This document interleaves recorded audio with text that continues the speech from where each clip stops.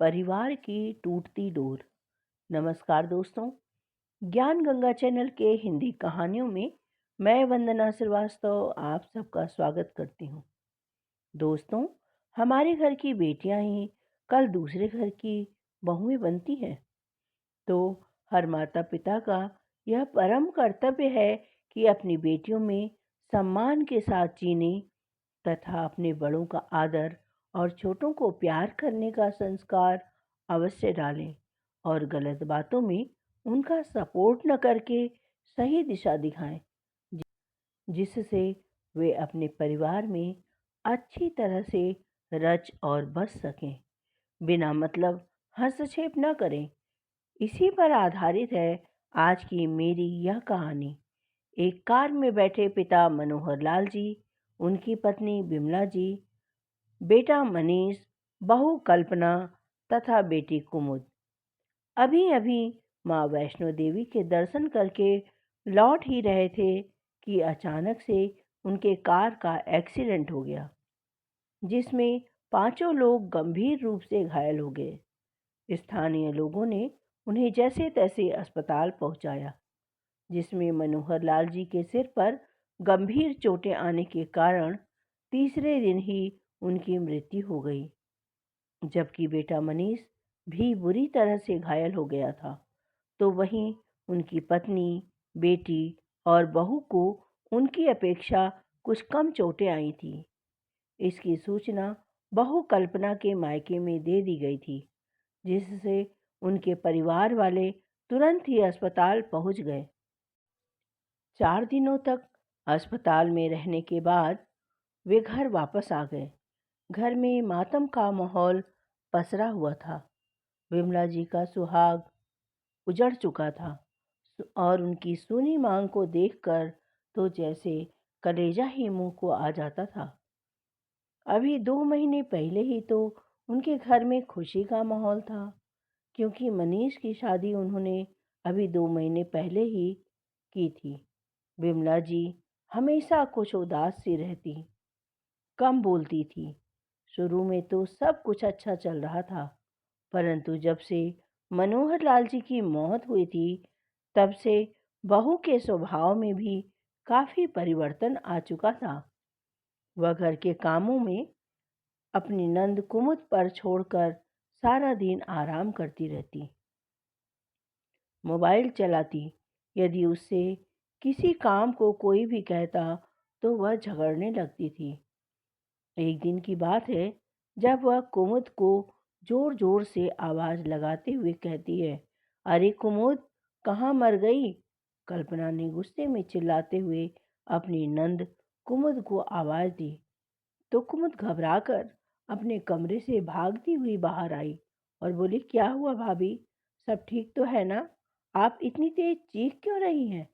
कल्पना ने कुमुद के कान पकड़ते हुए बोली, भाभी की बच्ची, तुझसे एक भी काम ढंग से नहीं होता क्या? चिल्लाते हुए कल्पना बोली, आह भाभी, मेरे कान छोड़ो, लग रही है। लेकिन ऐसा क्या हो कर दिया? आपने तो मुझे कपड़े धोने को कहा था ना। मैंने कपड़े मशीन में धुलने को डाल तो दिए थे। कल्पना क्रोध में भरकर बोली, अरे, मेरे इतने महंगे महंगे सूट तूने मशीन में धुलने को डाल दी। अगर हाथ से धो देती तो क्या तेरे हाथ टूट जाते क्या? लेकिन भाभी, मुझे क्या मालूम था कि आपके वह सूट मशीन में नहीं बल्कि हाथ से धोने हैं। अगर आप मुझसे पहले बता देती तो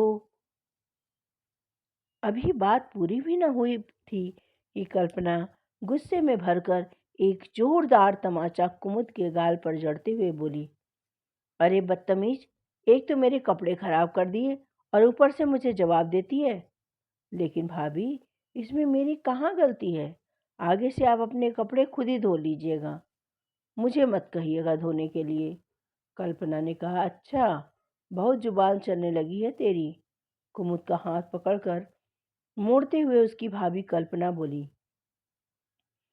कुमुद ने कहा, आप भाभी छोड़ो, मुझे क्या कर रही हो? दर्द से कराते हुए बोली। तो उसी समय कुमुद की माँ बिमला जी भी वहां आ गई और अपनी बेटी का हाथ छुड़वाते हुए बोली, अरे बहू, यह क्या कर रही हो? उसका हाथ तोड़ दोगी क्या? कि तभी कल्पना बोली, अरे माँ जी, एक भी काम ढंग से नहीं किया जाता आपकी बेटी से। तो क्या हुआ बहू, अभी बच्ची ही तो है, वह नादान है, अभी उसकी उम्र ही क्या है। पर तुम तो समझदार हो ना बहू। नादान नहीं। यह सुनकर कल्पना बोली, कुमुद की बच्ची कुछ ज्यादा ही होशियार है। वह जानबूझकर ऐसे काम करती है जिससे कि दोबारा उसे कोई काम करने को ना कहा जाए। समझा दीजिए इसे। अगली बार मेरे साथ ज्यादा होशियारी करने की कोशिश की तो अच्छा नहीं होगा। इतना बोलकर जैसे ही कल्पना अपने कमरे में जाने लगी कि तभी मनीष कमरे से बाहर आया और बोला, क्या हुआ कल्पना, क्यों सुबह सुबह इतना शोर मचा रखा है, आखिर बात क्या है? कल्पना बोली, अरे मैं तो परेशान हो चुकी हूँ इस घर से और सबसे। एक तो तुम्हारी बहन ने मेरे इतने महंगे कपड़े वॉशिंग मशीन में धोकर खराब कर दिए, ऊपर से आप मुझसे ही पूछ रहे हैं कि मैंने कैसा शोर मचा रखा है। मनीष बोला, क्यों, तुम अपने कपड़े खुद नहीं धो सकती क्या? क्यों इस बेचारी को परेशान करती रहती हो? उसकी परीक्षा भी तो नज़दीक है, पढ़ने दो उसे। यदि थोड़ा काम तुम खुद से कर लोगी तो क्या बिगड़ जाएगा? कल्पना बोली, अच्छा जी, अब मैं काम करूंगी तो इन लोगों का क्या करूंगी? इन लोगों का अचार डालूंगी क्या? कल्पना के इतना बोलते ही मनीष को बहुत बुरा लगा और नाराज होते हुए उसने एक जोरदार थप्पड़ अपनी पत्नी के मुंह पर दे मारा। तो कल्पना गुस्से से चीख कर बोली, ओह, तुम्हारी इतनी हिम्मत कि तुमने मुझ पर हाथ उठाया? तो मनीष बोला, तो क्या करूं, आरती उतारूं तुम्हारी, जो आए दिन घर में कोई ना कोई बखेड़ा खड़ा करके रखती हो? बेटा बहू को यूं लड़ते देखकर बिमला जी बोली, नहीं बेटा, यूं हाथ उठाना तुम्हें शोभा नहीं देता। घर में छोटी मोटी बातें तो चलती ही रहती हैं। आखिर कुछ भी हो बच्चे, वो मेरे घर की लक्ष्मी है ना बेटा। तुम आपस में लड़ाई मत करो, मैं हाथ जोड़ती हूँ। तभी गुस्से में भड़कती हुई कल्पना बोली, बस रहने दीजिए, आप तो कुछ बोलिए ही मत, सब आपका ही तो किया धरा है। मनीष ने कहा, खबरदार कल्पना, जो मेरी माँ से इस तरह की बदतमीजी से बात की तो तो क्या, क्या मैं डरती हूँ? मैं किसी से नहीं डरती। अभी मैं अपने माँ पापा को फ़ोन करके यहाँ बुलाती हूँ। ऐसा कहते हुए कल्पना पैर पटकते हुए अपने कमरे में चली गई। विमला जी मनीष को समझाते हुए बोली, देख बेटा, बहू को रोक ले, यूं बात बढ़ाकर कोई फायदा नहीं। नहीं माँ, आप हर बार मुझे ही समझाकर मामला शांत करने को कहती हैं और यही कारण है कि उसकी हिम्मत आज इतनी बढ़ती जा रही है। इसको किसी चीज की तमीज ही नहीं है। इधर कल्पना गुस्से में भरकर अपनी माँ को फोन करती है और रोते हुए बोली, माँ, अब यहाँ और मैं नहीं रह सकती। ये सबके सब मुझसे लड़ते झगड़ते रहते हैं। आज तो मनीष ने मुझ पर हाथ भी उठाया। अब मुझे यहाँ नहीं रहना। जल्दी से आओ और आकर मुझे ले जाओ। कहते हुए वह फूट फूट कर रोने लगी। इतना सुनते ही उसकी माँ तृप्ति देवी गुस्से में आ गई और बोली, अच्छा, उसकी इतनी हिम्मत। तू चिंता मत कर बेटी, अब तू एक पल भी उस घर में नहीं रहेगी। तू अपना बैग तैयार करके रख, मैं अभी तुझे तेरे पापा को लेने के लिए भेजती हूँ। अरे, क्या हो गया, कहाँ भेज रही हो मुझे, किससे बात कर रही हो? कल्पना के पिता सुरेश जी ने पूछा। तो तृप्ति देवी ने वो कहा कि अरे, आपकी बेटी का फोन था। आज तो उसके ससुराल वालों ने सारी हदें ही पार कर दी।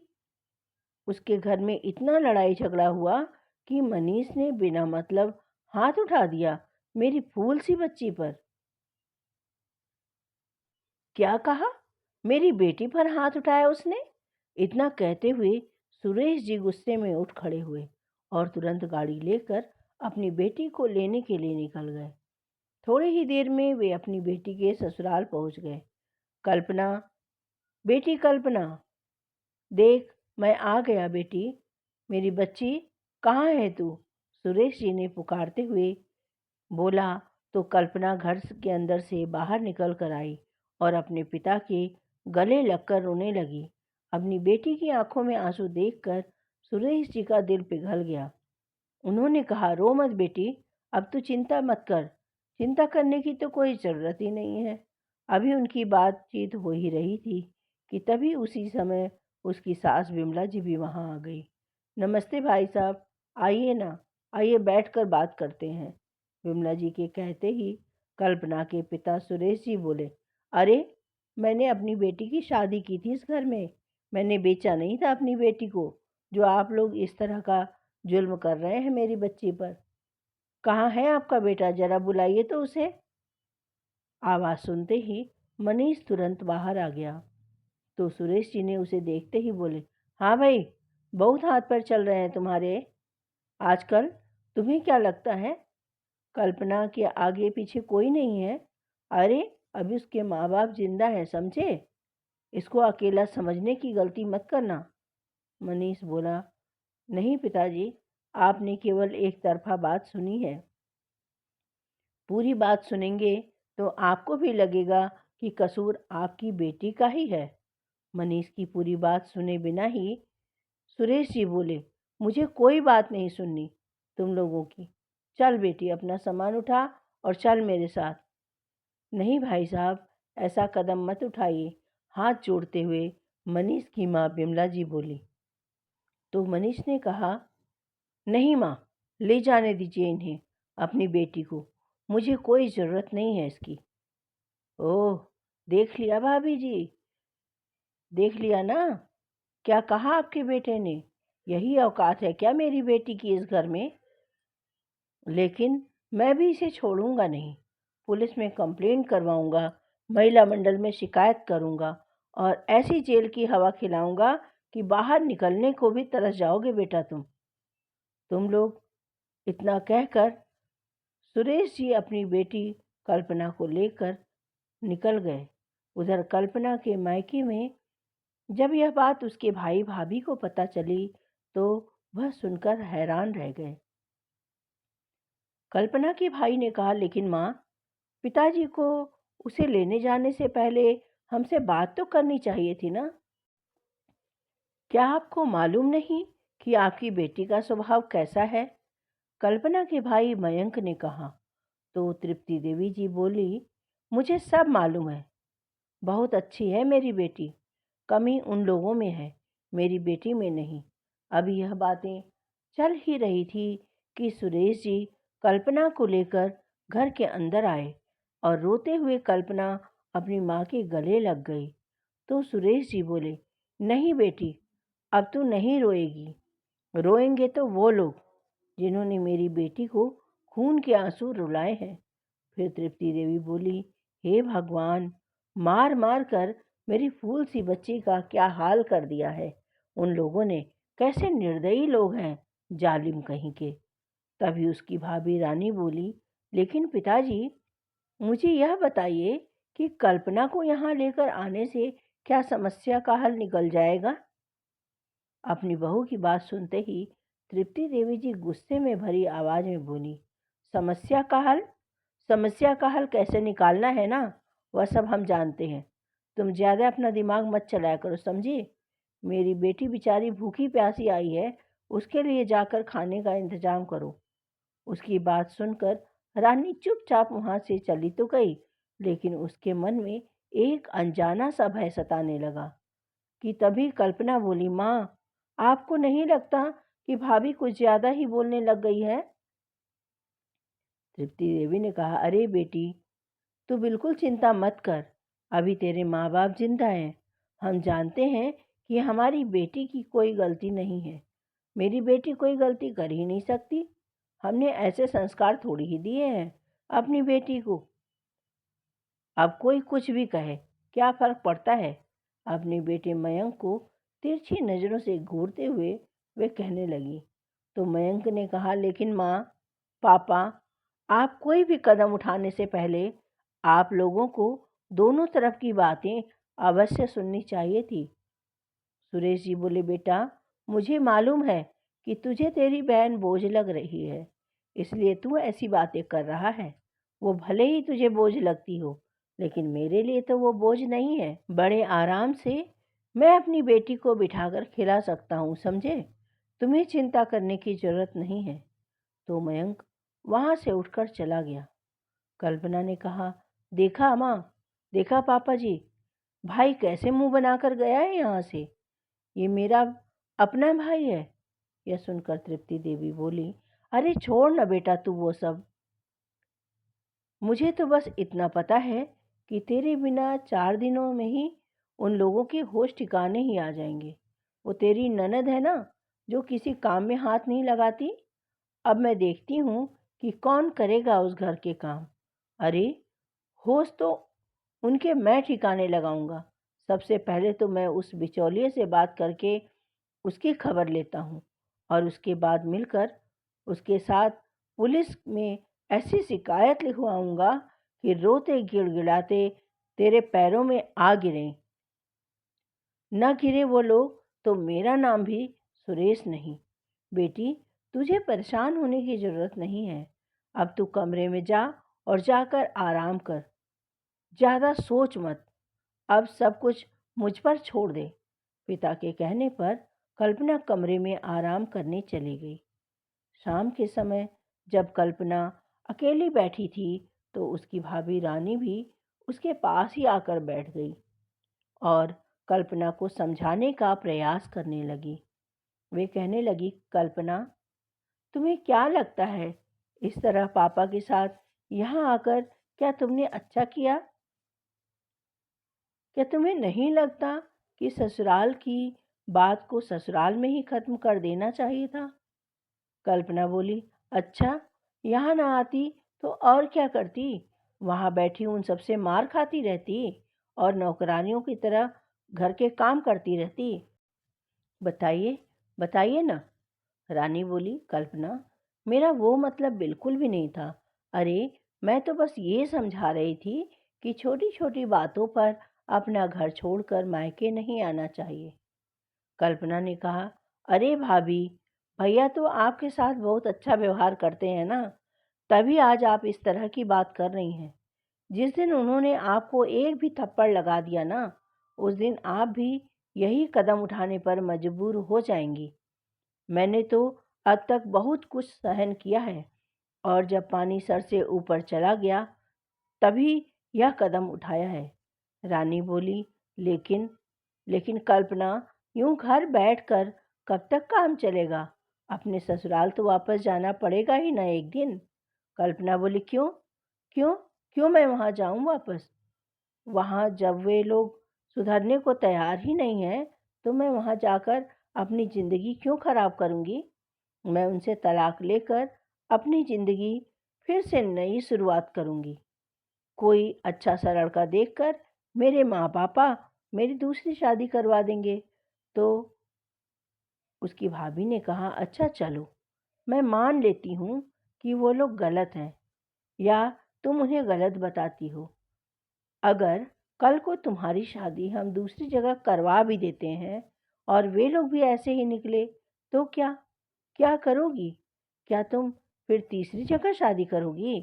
तो कल्पना बोली, सब लोग एक जैसे नहीं होते हैं भाभी, और वैसे भी कहीं और दोबारा शादी हो या ना हो, लेकिन उस घर में वापस जाना मुझे मंजूर नहीं, भले ही सारी उम्र यहीं बैठी रहूं।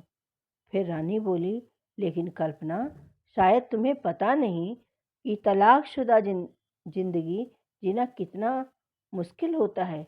ये आसान नहीं होगा तुम्हारे लिए। तुम क्या जानो कि समाज के लोग कैसी कैसी बातें बनाते हैं, और बेटी को ऐसी हालत में देखकर तो माँ और बाप को भी चैन नहीं आता। अपनी भाभी की यह बात सुनकर कल्पना चिढ़कर गुस्से से बोली, तो भाभी, आखिर आप चाहती क्या हैं? मर जाऊं मैं, इस घर से चली जाऊं? अपने पापा की बात मानकर ही मैं वह घर छोड़कर उनके साथ अपने घर में आई हूँ, और यह फैसला उन्होंने मेरे लिए बहुत सोच समझ कर ही लिया होगा, है ना? अभी रानी आगे कुछ कहने ही लगी थी कि कल्पना बोली, बस भाभी, मुझे सब मालूम है। असल में सच बात तो यह है कि आप तो चाहती ही नहीं कि मैं इस घर में रहूं। इतना कहकर वो वहां से उठकर चली गई। उधर सुरेश जी ने बिचौलिए को फ़ोन किया तो थोड़ी ही देर में बिचौलिया जो था वह भी उनके घर पहुंच गया और पूछने लगा, अरे क्या हुआ सुरेश जी, इतनी जल्दी में आने को क्यों कहा? क्या हुआ, सब ठीक तो है ना? सुरेश जी बोले, अरे यार अखिलेश, किस जन्म का बदला निकाला है तूने हमसे? क्या मेरी बेटी तेरी कुछ नहीं लगती थी जो उसका ऐसी जगह रिश्ता करवा दिया? मेरी बेटी की जिंदगी से खिलवाड़ कर दिया और हमने भी तेरी बात मानकर उसे ऐसे घर में भेज दिया, केवल तुम पर विश्वास करके ही ऐसी जगह रिश्ता करवाया। मतलब? अखिलेश जी बोले, अरे अच्छा भला घर तो है, घर वाले भी अच्छे हैं, कमी किस बात की है?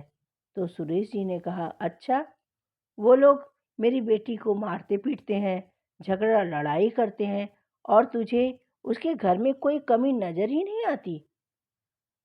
तो क्या हम लोगों में कमी है? अखिलेश जी बोले, अरे भाई सुरेश, घर में छोटी मोटी समस्याएं तो हो ही जाती हैं ना, तो उसे यूं ही सुलझा लेना चाहिए। सुरेश जी ने कहा, अरे छोटी मोटी बात नहीं, हाथ उठाया है हाथ उसने मेरी बेटी पर।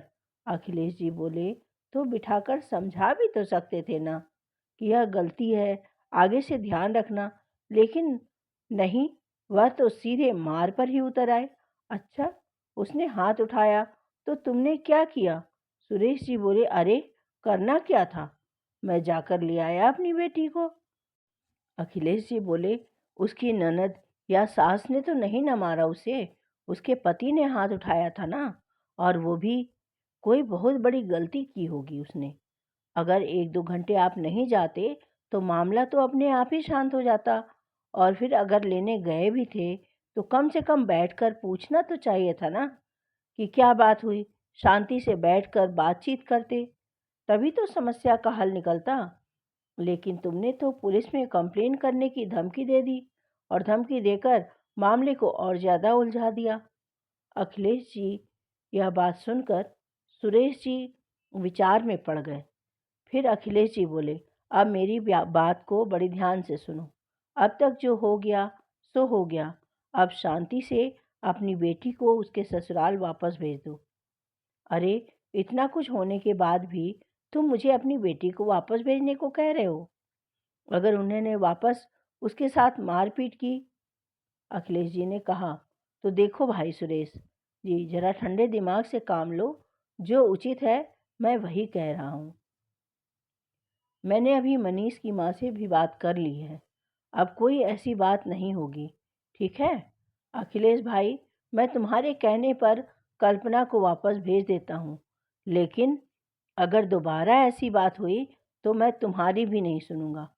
अखिलेश जी के बार बार कहने पर सुरेश जी अपनी बेटी को ससुराल वापस भेजने के लिए तैयार हो गए और अगले दिन उसे अखिलेश जी के साथ उसके ससुराल भेज दिया। अरे चाचा जी, आप यहाँ यहाँ कैसे? अखिलेश जी को अपने घर में देखकर मनीष बोला तो अखिलेश जी ने कहा, बस बेटा, तुम्हारी अमानत तुम्हें सौंपने आया हूँ। उसी समय कल्पना घर के अंदर से आ गई तो उसे देखते ही मनीष बोला, नहीं चाचा जी, अब यह इस घर में नहीं रह सकती, हम इसे यहाँ नहीं रख पाएंगे, आप जहाँ से लाए हैं इसे वहीं वापस ले जाइए।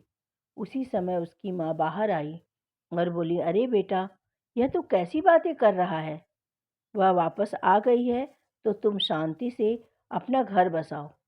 नहीं माँ, आपको मालूम तो है ना कि कल्पना के पापा ने हमें क्या कहा था? अरे बेटा, गुस्से में इंसान कुछ भी कहता है, अब सारी बातों को भूलकर नए सिरे से अपनी जिंदगी शुरू करो, अखिलेश जी ने कहा। तो मनीष बोला, ठीक है चाचा जी, पर इससे कह दीजिए कि अगर यहाँ रहना है तो काम तो खुद ही करना पड़ेगा। मेरी बहन इसके हाथ में खाने की थाली नहीं पकड़ाएगी। तो अखिलेश जी बोले, अरे यह भी कोई बात हुई? उसका खुद का घर है यह, तो काम क्यों नहीं करेगी? अखिलेश जी बोले, अरे ननद भाभी मिलकर सारे काम कर लिया करेंगी, कोई परेशानी नहीं होगी। बेटी तुम अंदर जाओ। किसी तरह से विमला जी ने बात संभाली और अपनी बेटी को आवाज़ देते हुए 2 कप चाय बनाने के लिए कहा। अरे नहीं, अब मैं चलता हूँ, बच्चों का ख्याल रखिएगा, कहते हुए अखिलेश जी वहाँ से चले गए। उधर बेटी को ससुराल भेजकर सुरेश जी अपनी चारपाई पर आराम फरमा रहे थे कि तभी उनके पास कल्पना के मामा जी का फ़ोन आया और बोले कि जीजा जी, मुझे पता चला है कि कल्पना बिटिया आई है। हाँ यार, आई तो थी, अभी थोड़ी देर पहले ही अपने ससुराल वापस भेजा है उसे। अरे हमने सुना था कि उन्होंने हमारी कल्पना पर हाथ उठा दिया और आपने उसे वापस भेज दिया। उन लोगों को जेल की हवा खिलानी चाहिए थी ना। हाँ भाई, चाहता तो मैं भी यही था, लेकिन अपने भाई के कहने पर समझौता करने को तैयार हो गया मैं। उन्होंने कहा कि अरे उन्हें ऐसे नहीं छोड़ना चाहिए था। खैर, आगे अगर कुछ हो तो बताना मुझे। दीदी और बच्चे कैसे हैं? सुरेश ने कहा, जी सब बढ़िया है। तो कल्पना के मामा जी बोले, चलिए ठीक है, मैं अभी फ़ोन रखता हूँ, कुछ काम हो तो ज़रूर बताइएगा। नमस्ते। आज कल्पना को अपने ससुराल आए 2-3 दिन बीत चुके थे। कहते हैं ना कि कुत्ते की पूंछ कभी सीधी नहीं होती। एक दिन सुबह के समय विमला जी ने कल्पना को आवाज़ देते हुए कहा, अरे बेटी कल्पना, आज मेरी तबीयत कुछ ज़्यादा ही ख़राब लग रही है बेटा, जल्दी से मेरे लिए कुछ नाश्ता बना दो तो मैं खाकर दवा ले लूँ। बेटी कुमुद अपनी परीक्षा देने गई है, नहीं तो मैं उससे ही बोल देती। अपनी सास की इतनी बात सुनते ही कल्पना गुस्से में आकर कहने लगी, हाँ तो मैं क्या करूँ? रसोई में ताला तो नहीं लगा हुआ है ना, खुद जाकर बना लो अपने लिए नाश्ता। मैं यहाँ किसी की नौकरानी नहीं हूँ, जब ऑर्डर दिया और काम करवा लिया। विमला जी बोली, अरे बेटी, इसमें नौकरानी वाली तो कोई बात ही नहीं है, थोड़ा सा नाश्ता ही तो मांगा है, वो भी दवा खाना है इसलिए। कल्पना ने कहा, चाहे कुछ भी हो, मुझसे नहीं बनाई जाएगी, जिसे खाना हो वो खुद जाकर बना ले, चिल्लाते हुए कल्पना ने कहा। तो विमला जी बोली, अरे बेटा, मुझसे खड़ा भी नहीं हुआ जा रहा है, नहीं तो तुमसे न कहती, बना दो न बेटा। कल्पना लगातार चीख चीख कर मना करती जा रही थी। आवाज़ सुनकर मनीष बाहर आया और बोला, अब क्या हुआ माँ, आज फिर से कोई बात हो गई क्या? अरे बेटा, मैंने तो सिर्फ थोड़ा सा नाश्ता मांगा था बहू से, क्योंकि दवा खानी थी। कल्पना चिल्लाई, फिर क्या?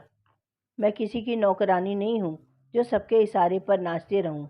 जिसे खाना खाना है वो खुद जाकर बना ले। कल्पना के इतना कहते ही मनीष फिर चिढ़ते हुए कल्पना के गाल पर एक जोरदार थप्पड़ जड़ दिया। विमला जी बोली, अरे ना बेटा, उसे क्यों मारता है? यूं लड़ाई झगड़ा करके अपना घर क्यों बिगाड़ रहा है? विमला जी ने अपने बेटे को रोकने की कोशिश की तो कल्पना उल्टा उन पर ही भड़क पड़ी और कहने लगी, अरे बुढ़िया, घर तो मेरा तुम लोगों ने बिगाड़ रखा है, पहले आग लगाती है और अब पानी डाल रही है। इस लड़ाई झगड़े की जड़ सिर्फ और सिर्फ तुम माँ बेटी हो। तुम दोनों को घर से बाहर फेंक कर ही दम लूंगी। अब कल्पना की इतनी बात सुनते ही मनीष ने गुस्से में आकर उसे एक और तमाचा जड़ दिया। फिर कल्पना गुस्से में आग बबूला होते हुए बोली, जिन हाथों से तुमने मुझे मारा है ना, उन्हीं हाथों में जेल की चक्की न पिसवाई, हथकड़ियाँ न लगवाई तो मेरा नाम भी कल्पना नहीं। इतना कहते हुए कल्पना ने अपना बैग पैक किया और वापस अपने मायके चली गई। इधर उसके मायके में उसकी भाभी रानी सबके लिए गर्मा गर्म भोजन बनाकर सबको खिला रही थी और परिवार के सभी लोग उसके द्वारा बनाए गए व्यंजनों की तारीफ कर रहे थे कि अचानक अपने सामने कल्पना को देखकर सभी हैरान रह गए। सबके मुंह से एक साथ निकला, कल्पना तुम फिर से? दोस्तों, ये था कहानी का पहला भाग। कहानी का दूसरा भाग आपके सामने जल्द ही प्रस्तुत किया जाएगा।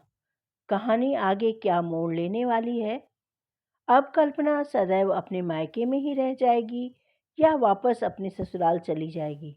कल्पना को देखकर उसके माता पिता और भाई भाभी की क्या प्रतिक्रिया होगी? आगे कल्पना के साथ क्या होने वाला है, जानने के लिए सुने कहानी का अगला भाग। तो दोस्तों, आपको यह कहानी कैसी लगी?